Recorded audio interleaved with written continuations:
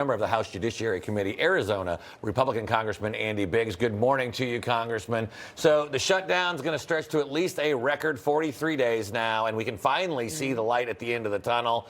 Do you see Democrats pulling any last-minute, shenanigans tonight to hold this thing up, or is this going to be a done deal before midnight?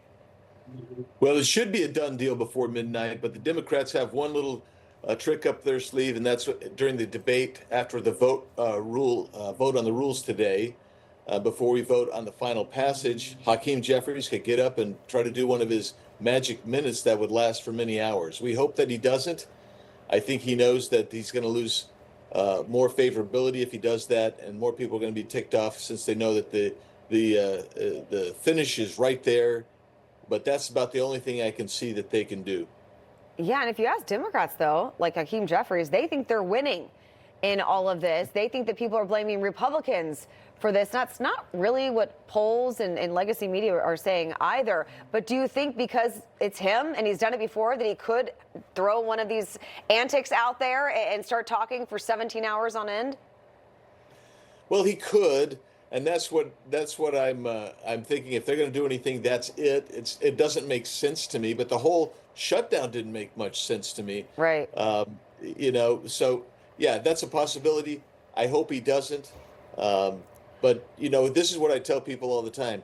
I can only name 2 Republicans who voted to keep the government shut down, but I can name you well over 40, almost 45 or more Democrats who voted to keep the government shut down 15 times. Good point. Yeah, really remarkable. So, Congressman, I want to ask you, you serve on the House Judiciary Committee, and I got to ask about this provision in the government funding bill that would allow senators to sue over secretly obtained phone records. This stems from the whole Arctic frost probe led by former special counsel Jack Smith. I mean, what is this? I'm not aware of any time when you actually had lawmakers being able to sue the government that they're also a part of. This seems very interesting to me.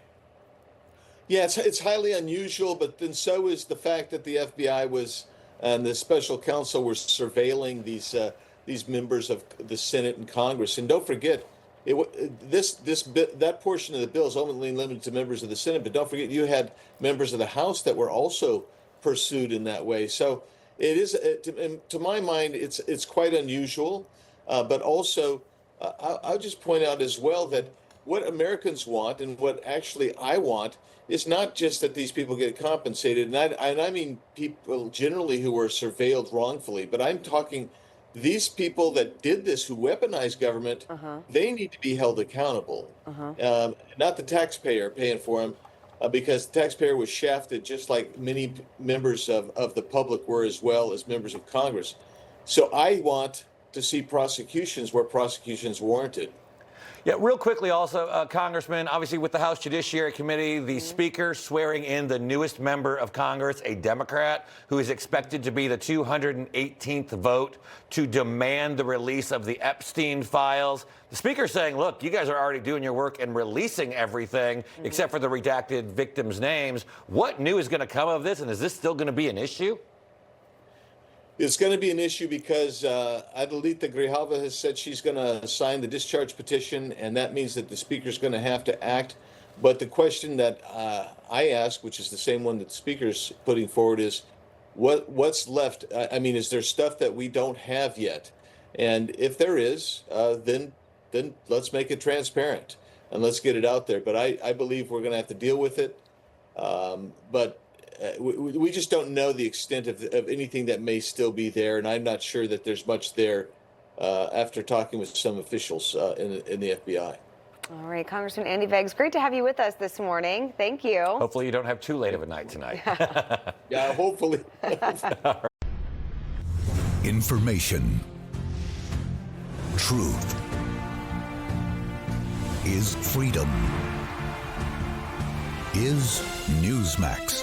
It's real news for real people.